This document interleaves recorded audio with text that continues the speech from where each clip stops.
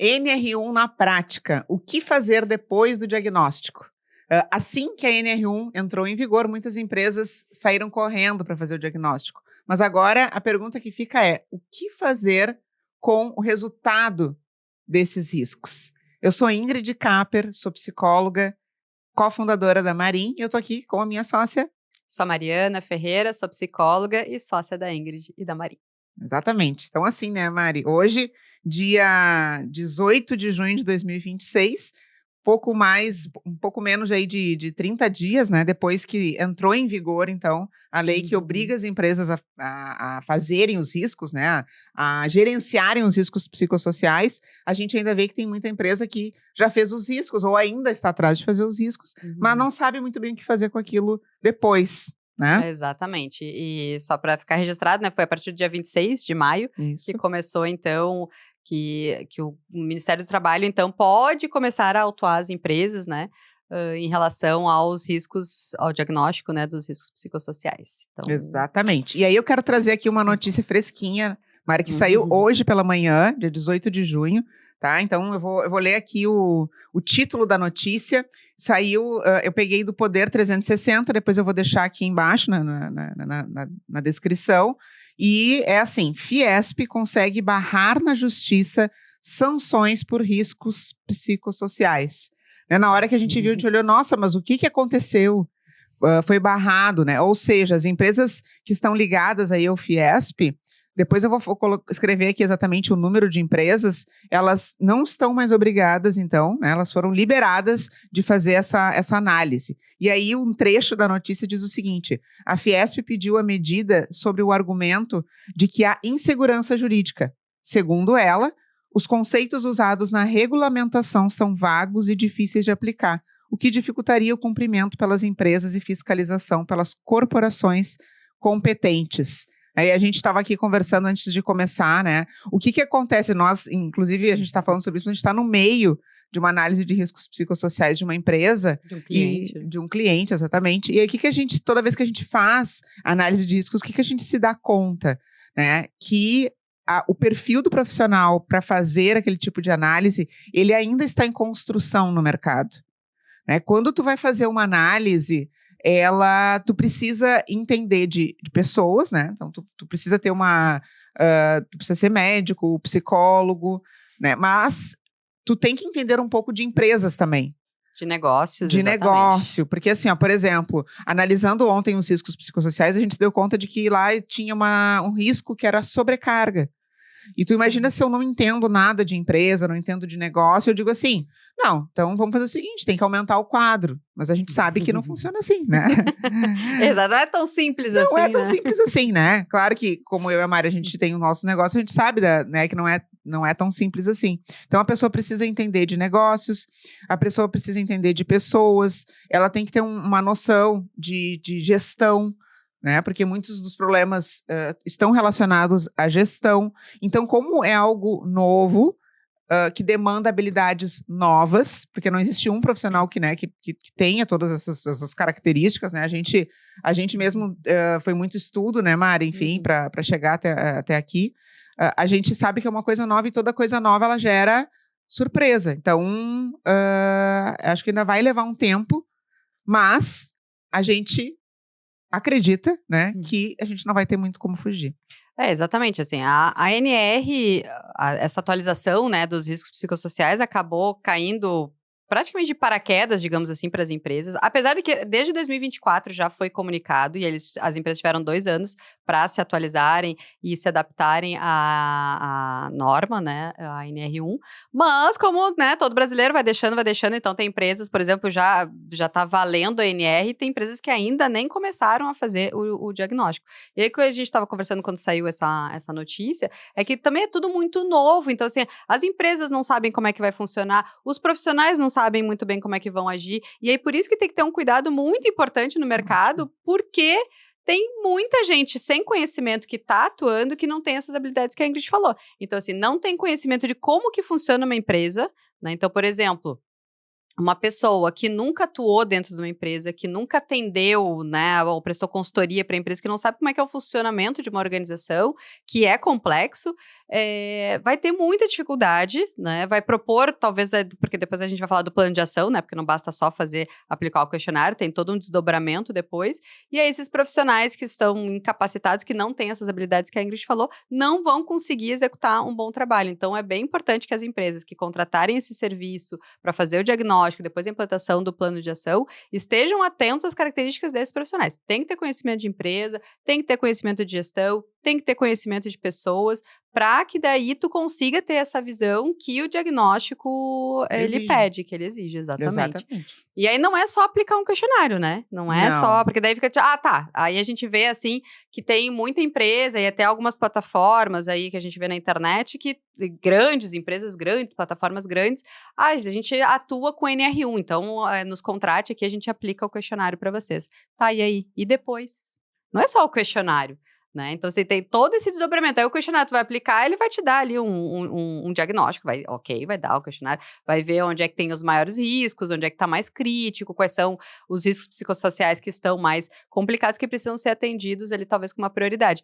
Mas quem é que vai ler isso? Quem é que vai conseguir fazer uma interpretação, leitura, né, Mari? Uma interpretação, propor esse plano de ação, né? Porque depois, que é isso que a gente vai falar hoje, assim, depois do diagnóstico, tem todo um plano de ação. Então, não basta só diagnosticar, tem que agir. Por quê? Porque a ANR, ela exige que seja um documento vivo. Então, ela vai de tempos em tempos se atualizando, pode atualizar ali, né? Normalmente, o Ministério 2 anos, mais ou menos 2 anos, mas que talvez seja recomendado que seja uma vez por ano, pelo menos, e que entre uma aplicação e outra tenham ações que se desenvolva uma série de questões para a melhoria daquele diagnóstico. Daí tu vai aplicar novamente, vamos ver se esse indicador melhorou, se ele piorou, como é que ele tá, né? Então, assim, para tu propor um plano de ação, tu tem que ter essas habilidades e esse conhecimento, senão tu não entende, vai propor o quê, né? Exatamente. E assim, pessoal, quando a gente pega um questionário desses de riscos psicossociais, e vocês veem ele é muito bruto.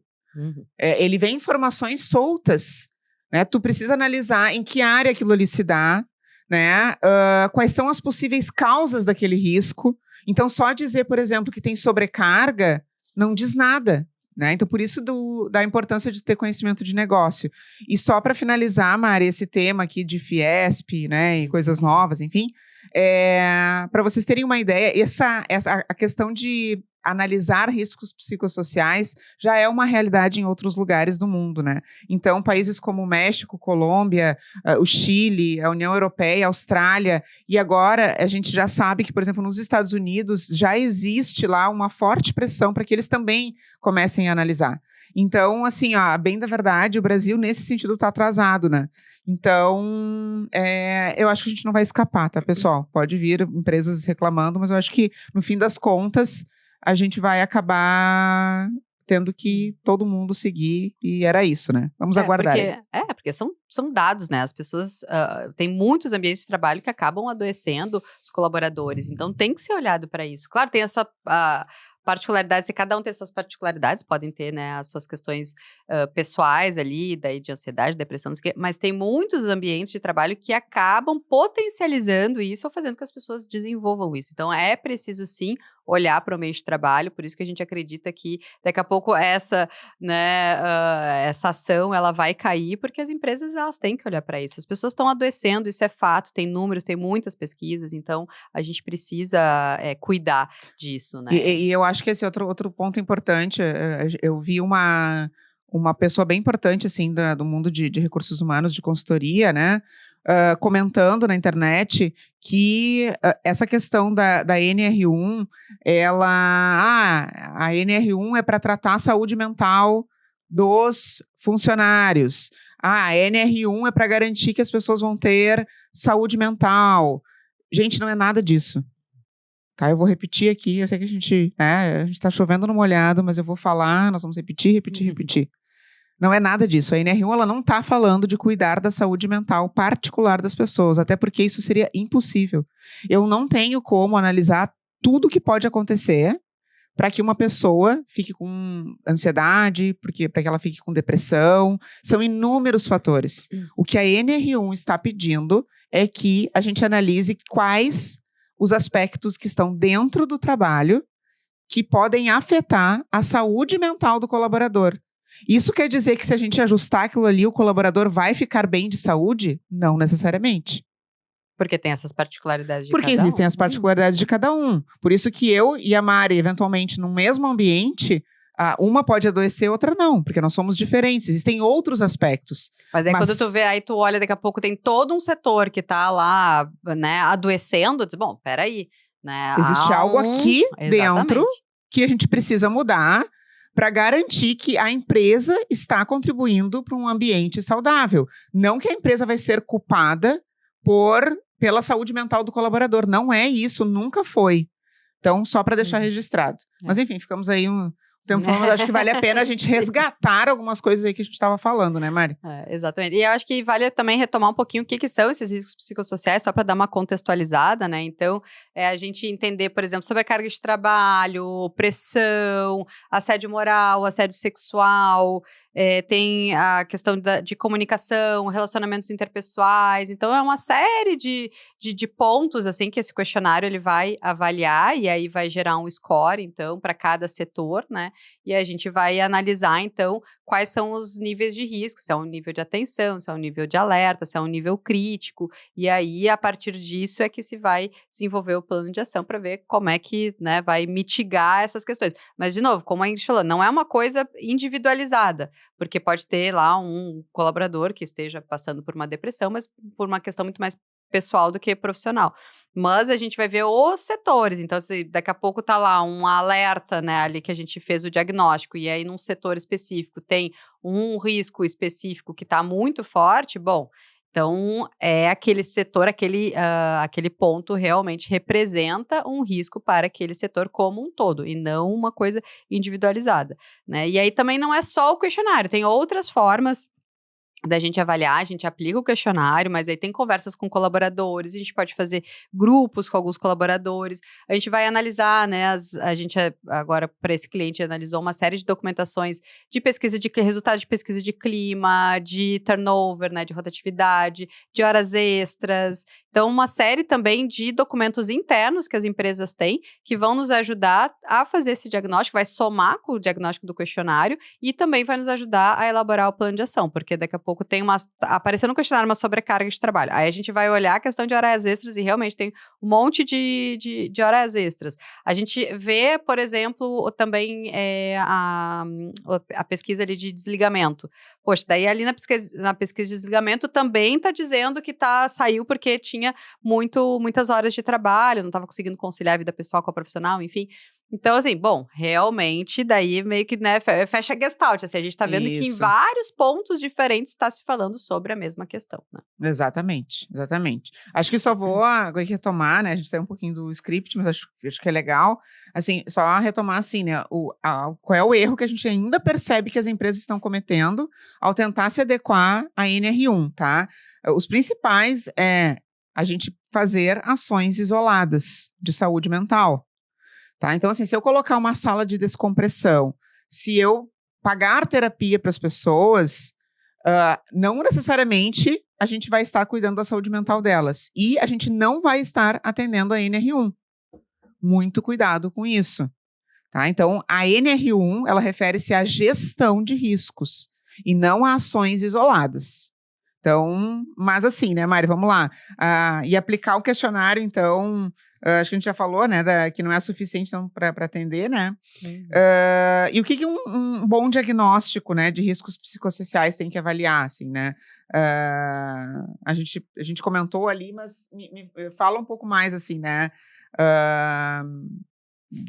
Acho que dá para repetir aí, né? Quais são as outras formas de escuta, né? Vamos falar um pouco das que a gente utilizou no nosso último aí. Isso, é da questão de conversar com colaboradores, a gente conversou com o RH também, a gente conversou com as lideranças, a gente fez a avaliação desses documentos internos, né, de turnover, de pesquisa de clima, de entrevistas de desligamento, o canal de denúncia, né, então assim, dentro da empresa ela tem uma série de documentações que algumas vezes até elas estão um pouco perdidas, né, então tem isso, tem aquilo outro, tá, mas tem alguém olhando para esse todo, porque o RH algumas vezes não tem tempo hábil para olhar e conseguir fazer as conexões necessárias. Então, esse é um trabalho nosso que a gente está realizando dentro das empresas, que depois a gente faz o diagnóstico, mas também a análise desses documentos. E aí a gente faz essa análise do todo para entender quais são os pontos que se comunicam ali, porque muitas vezes o RH no seu dia a dia, na correria, enfim, não natural, consegue. Né? É natural,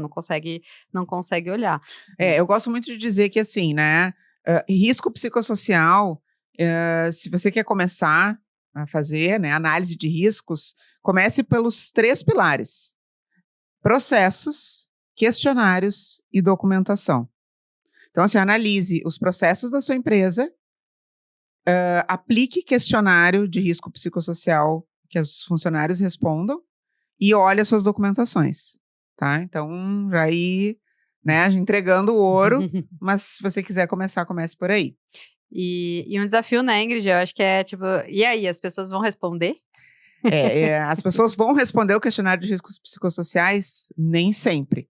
A primeira coisa que eu ouvi outro dia de uma amiga minha, que trabalha num hospital, ela disse que ela foi convidada a participar e ela chegou e disse assim, mas Ingrid, quando eu fui entrar no formulário, eu tinha que colocar meu CPF. Já não quis responder.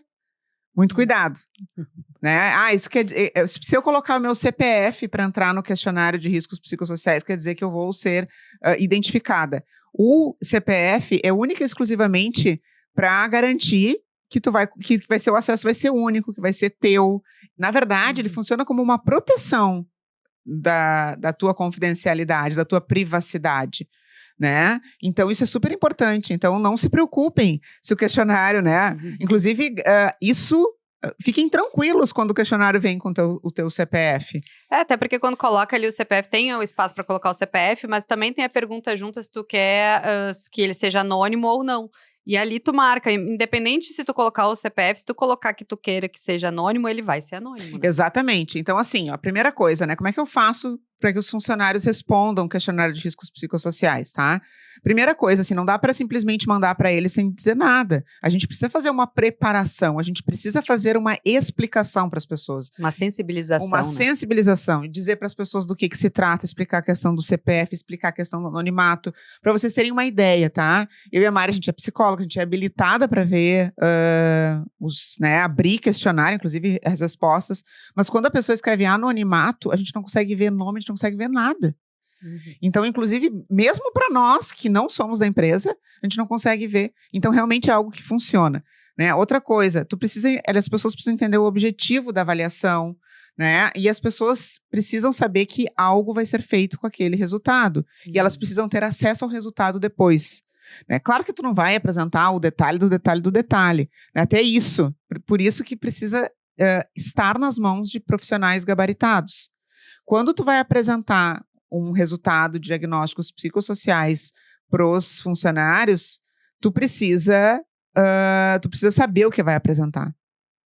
Né? Tu não vai apresentar tudo. Tem que ter um cuidado, né? Tem que ter um cuidado, porque tu tá expondo pessoas, né? Tu tem que apresentar aquilo que faz sentido para eles verem, né? Então, eles precisam saber que alguma coisa foi feita. Se tu começa a fazer avaliação, e eles só respondem, veem que nada tá acontecendo de diferente, eles não vão querer mais responder. Pois é, depois assim, por exemplo, né, depois da empresa receber os resultados, né, tu falou, a gente tem que comunicar, né, os colaboradores, tem que apresenta para a diretoria também, mas e o que mais, assim, o que Sim. desenrola ali? O que fazer, né, depois que a gente recebe os resultados dos riscos psicossociais, né? A primeira coisa que a gente faz na Marin, por exemplo, a gente vai identificar os riscos, né? Principalmente aqueles que deram, porque eles têm uma sinaleira. Tem o verde, que está dentro do normal, o amarelo, atenção, o vermelho, alerta, e o preto, crítico. Então, a gente vai ver principalmente aqueles que estão na parte vermelha, na parte alerta. E aqueles ali vão ser os prioritários, vão ser os que a gente vai fazer primeiro. Né? Os críticos. Então, vão ser aqueles que a gente vai agir primeiro. Né? Geralmente, eles são críticos ou porque eles acontecem no maior número de pessoas, ou porque eles são pela gravidade deles. Então, a gente vai priorizar esses riscos, né?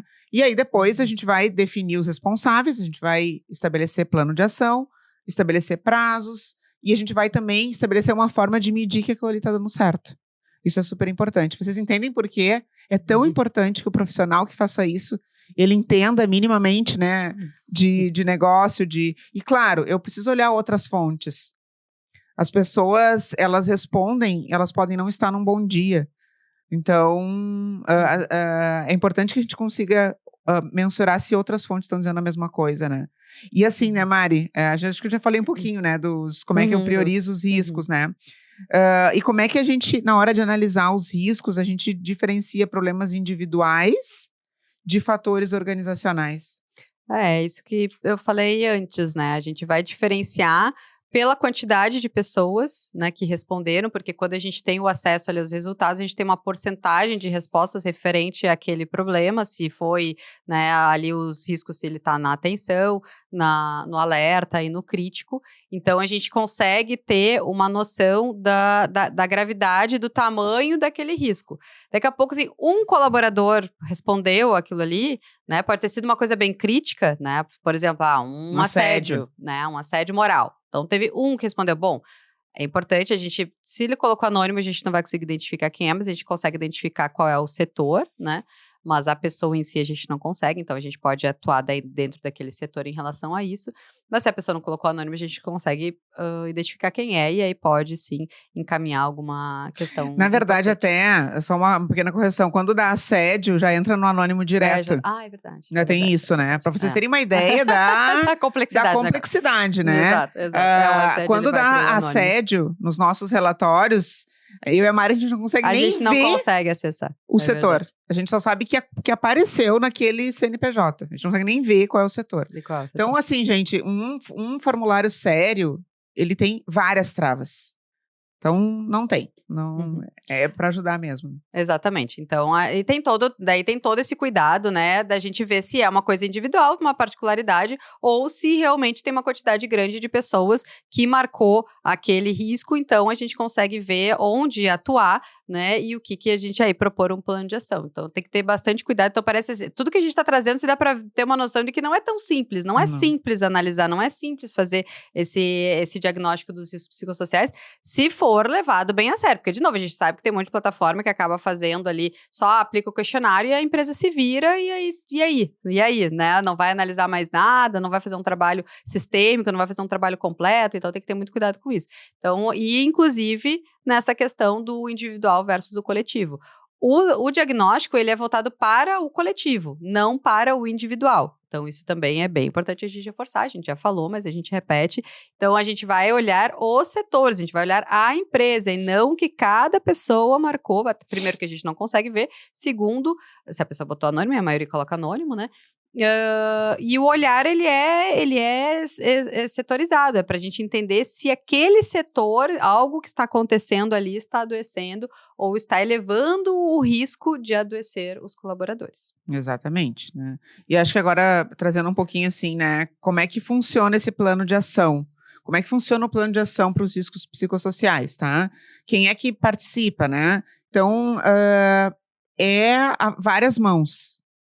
Então, assim, em primeiro lugar, quando a gente vai apresentar, né, o diagnóstico, a gente sempre começa pela alta direção, né, pelos executivos. Então, por quê? Porque eles precisam comprar ideia.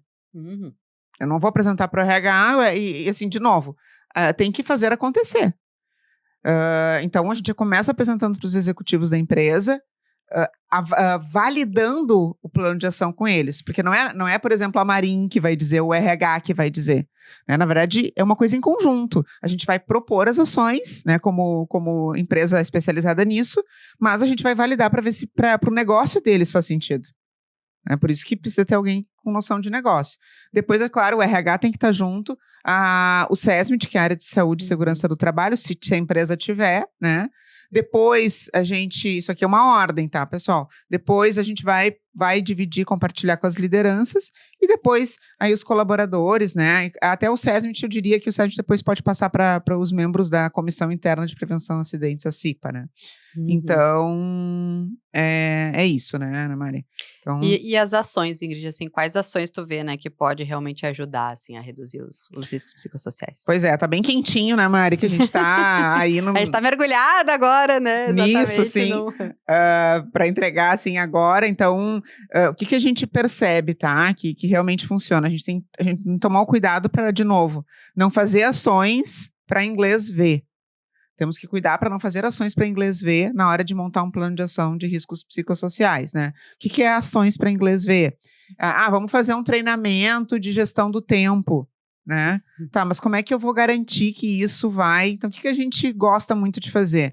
A gente, na hora de fazer o plano de ação, a gente até pode fazer uma capacitação, um workshop, mas a gente faz alguma entrega no final. Por exemplo, se a gente está com um risco psicossocial de alta demanda, a gente até pode ajudar, de repente, os líderes, né? Capacitar os líderes a ajudarem seus times a se organizar.